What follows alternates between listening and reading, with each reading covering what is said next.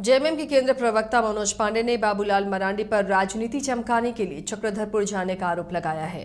नक्सली घटना के बाद प्रशासन द्वारा बाबूलाल को चक्रधरपुर जाने से रोके जाने के सवाल पर मनोज पांडे ने कहा कि सुरक्षा के मद्देनजर बाबूलाल मरांडी को रोका गया था।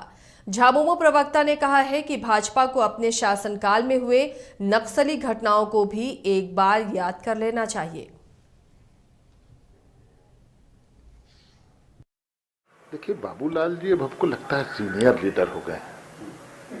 उनको इस तरह की राजनीति शोभा नहीं देती। उस जिस क्षेत्र में जा रहे थे वो क्षेत्र उग्रवाद प्रभावित है। वहां जो भी दस्ता जिन्होंने इस घटना को अंजाम दिया उसकी मूवमेंट की सूचना थी।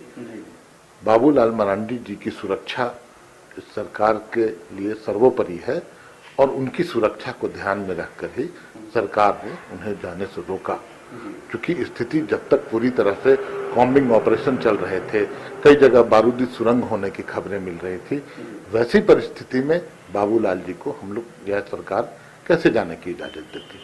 लेकिन इनको सिर्फ राजनीति से मतलब है। इनको ये नहीं पता जिस समय वो मुख्यमंत्री थे उस समय भी कई घटनाएं हुई थी। ये जो घटना हुई बहुत ही दुर्भाग्यजनक घटना, जिसमें हमारे 2 जवान शहीद हो गए और जो भी जवान और थे उन्होंने अपनी जान पर खेल के पूर्व विधायक की जान बचाई। ये वो भी इस सिस्टम के अंग थे। उन लोगों को तो धन्यवाद देना चाहिए कि जो भाजपा नेता थे पूर्व विधायक, उनकी जान बची।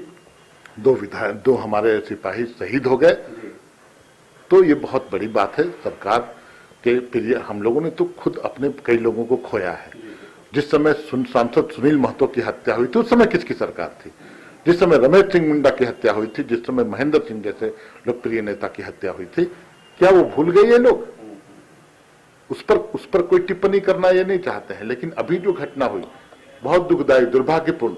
लेकिन एक संतोष की बात यह है कि भाजपा नेता पूर्व विधायक जनप्रतिनिधि रहे हैं, आज भी हैं, उनकी जान बच गई, ये तसल्ली की बात है।